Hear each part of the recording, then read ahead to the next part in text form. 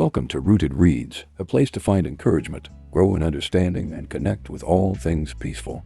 This channel is here to help those who desire to learn more about the Most High, Yahuwah, deepen their relationship with Him, and walk a life that is set apart.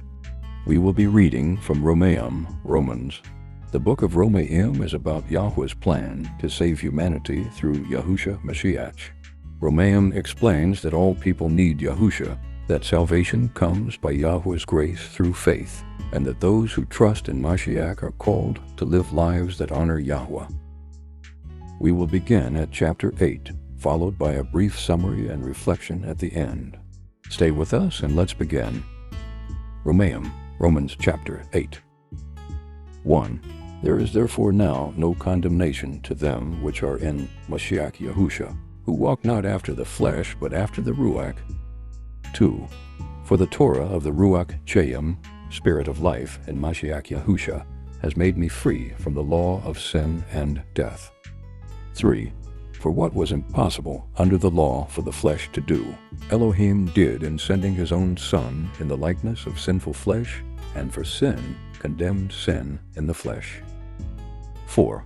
That the righteousness of the Torah might be fulfilled in us, who walk not after the flesh, but after the Ruach. 5. For they that are after the flesh do mind the things of the flesh, but they that are after the Ruach the things of the Ruach. 6.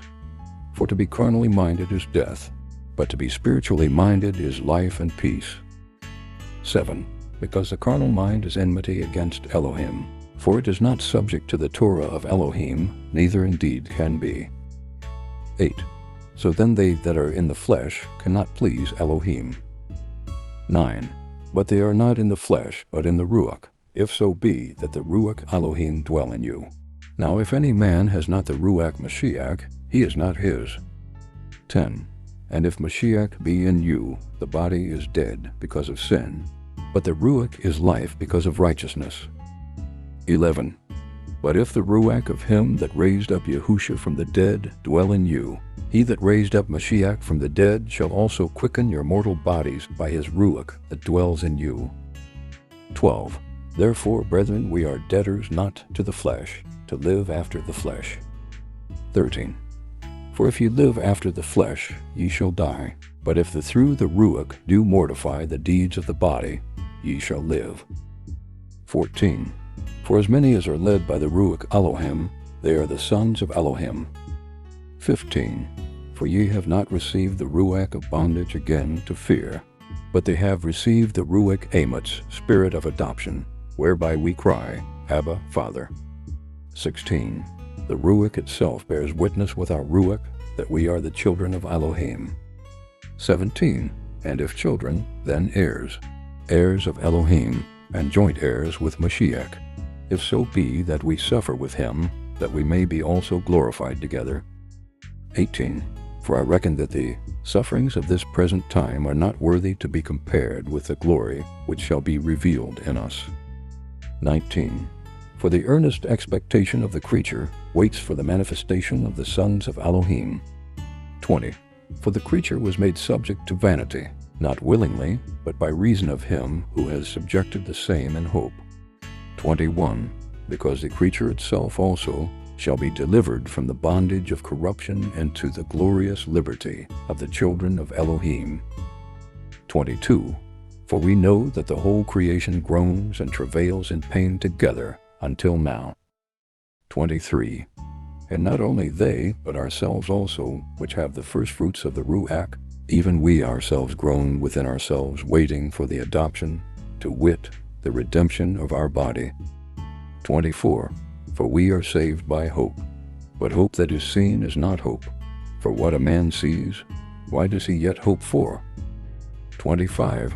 But if we hope for that we see not, then do we with patience wait for it. 26. Likewise the Ruach also helps our infirmities. For we know not what we should pray for as we ought, but the Ruach itself makes intercession for us with groanings which cannot be uttered. 27. And he that searches the hearts knows what the mind of the Rock is because he makes intercession for the Kochim according to the will of Elohim. 28. And we know that all things work together for good to them that love Elohim, to them who are the called according to his purpose. 29. For whom he did foreknow, he also did predetermine to be conformed to the image of his Son, that he might be the firstborn among many brethren. 30. Moreover, whom he did predetermine, them he also called, and whom he called, them he also justified, and whom he justified, them he also glorified. 31. What shall we then say to these things? If Elohim be for us, who can be against us? 32. He that spared not his own Son, but delivered him up for us all, how shall he not with him also freely give us all things? 33. Who shall lay anything to the charge of Elohim's elect? It is Elohim that justifies. 34. Who is he who condemns?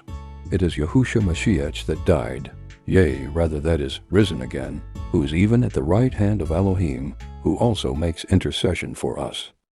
35. Who shall separate us from the love of Mashiach? Shall tribulation, or distress, or persecution, or famine, or nakedness, or peril, or sword? 36.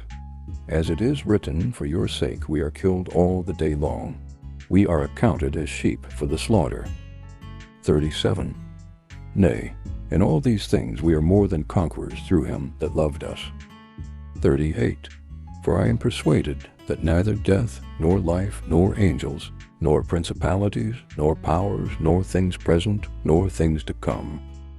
39. Nor height, nor depth, nor any other creature shall be able to separate us from the love of Elohim, which is in Mashiach Yahusha, our Adonai. Chapter Summary. Romaiym chapter 8 explains what life looks like for someone who belongs to Yahusha Mashiach. Paul begins by declaring that there is no condemnation for those who are in Mashiach.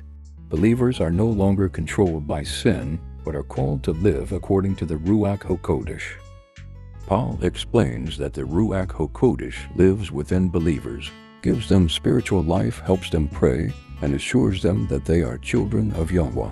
Followers are also described as heirs with Mashiach, meaning they have a future inheritance from Yahweh. Paul then addresses suffering. Life in this world is still filled with pain, weakness, and death, but these things are temporary. Both creation and believers are waiting for the day when Yahweh will fully restore what sin has broken. Even when believers don't know how to pray, the Ruach HaKodesh helps them. Paul then gives the powerful reminder that Yahweh works through all things for the good of those who love him. The chapter ends with one of the strongest declarations of hope in Scripture. Nothing can separate Yahweh's people from the love of Elohim that is found in Mashiach Yahusha. What we need to understand. 1. No condemnation. Those who are in Mashiach are no longer under Yahweh's judgment. Yahusha has dealt with the penalty of sin. 2. Life in the Ruach. Believers are called to live according to the Ruach rather than according to their sinful nature. 3.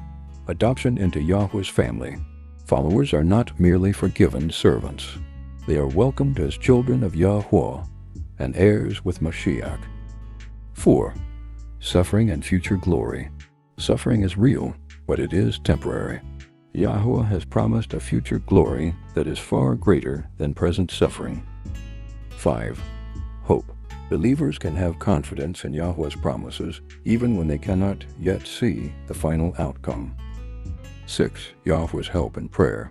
The Ruach HaKodesh helps believers when they are weak and don't know what to say. 7. Yahweh's purpose. Yahweh is working through circumstances to accomplish his good purposes in the lives of those who love him. 8. Yahweh's unfailing love. Nothing, not suffering, death, spiritual powers, circumstances, or anything else can separate believers from Yahweh's love in Mashiach. Romaiym chapter 8 is showing us the difference Mashiach makes in a person's life. A believer's relationship with Yahweh is no longer defined by condemnation and slavery to sin. Instead, it is characterized by freedom, the presence of the Ruach HaKodesh, adoption, hope, prayer, and Yahweh's love. Paul does not promise that believers will never suffer. In fact, he openly says they will experience suffering. But suffering is not the end of the story. The chapter moves from condemnation leads to freedom. Flesh leads to ruach. Slavery leads to adoption. Suffering leads to glory. Weakness leads to Yahuwah's help. Fear leads to confidence. Separation leads to unbreakable love. Romaiym chapter 8 teaches that if you belong to Mashiach, your past does not have the final word, your present struggles do not have the final word, and even death does not have the final word. Yahuwah does. You are not condemned. You are called to walk by the Ruach. You are Yohi's child. Your suffering is temporary. Your future is glorious. The Ruach HaKodesh helps you in your weakness. Yahweh is working according to his purpose, and nothing can separate you from his love in Mashiach Yahusha. Romaiym chapter 8 teaches that those who belong to Mashiach have been freed from condemnation, given the Ruach HaKodesh and adopted as Yahweh's children, given hope in suffering, and assured that nothing can separate them from Yahweh's unfailing love.